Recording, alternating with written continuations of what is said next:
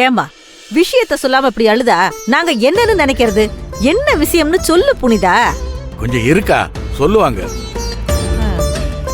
ஐயோ, ஆளாளுக்கு இப்படி பெண்ணு முழுங்கனா என் மரகத்துக்கு என்னதாமா ஆச்சு?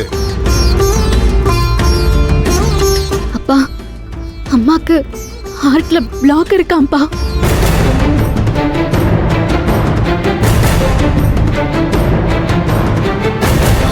அன்னைக்கு என்னாச்சு?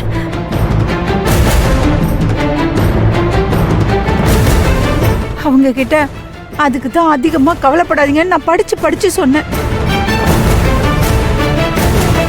மா, கவலைப்படலைன்னா ஹார்ட் பிளாக் வரக்கூடாதா? நீ கொஞ்சம் பேசாம இருமா. நீ முதல்ல பயமுட்றான்.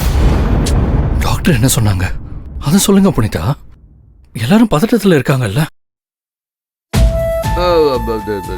நெஞ்சில மரகதத்துக்கு அடப்பு இருக்குதுல்ல,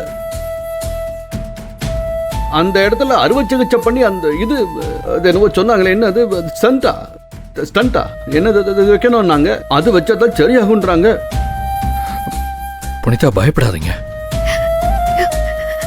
இன்னைக்கு மெடிக்கல் நல்லா வளர்ந்துருக்கு. ஸ்டண்ட் வைக்கிறதெல்லாம் இப்ப இருக்கிற டெக்னாலஜில ரொம்ப ஈஸியா பண்ணிடலாம். தம்பி, நீங்க படிச்சவங்க இப்படிதான் பேசுவீங்க. ஆனா உள்ள இருக்கிறவ என்னோட பொண்ணியா. ஏமா உங்க கவலை எனக்கு புரியுது. எனக்கும் தான் ஆபரேஷன் நடந்தது. இப்ப நான் நல்லா இல்லையா? அதனால தைரியமா இருங்கம்மா.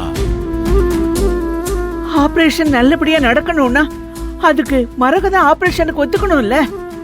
புனிதா இல்லாம எனக்கு எந்த வாழ்க்கையும் வேணான்னு பித்த பிடிச்சு பேசுறவங்க முன்னாடி ஒரு அம்மாவா நான் தோத்து போய் நிக்கிறேன். ஐயோ அத்தை, நீங்க வருத்தப்படாதீங்க அத்தை.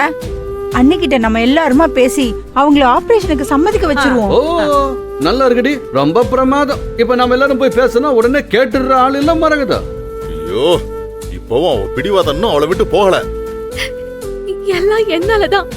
அம்மா இந்த நிலைமைக்கு வர காரணமே நான் தான்.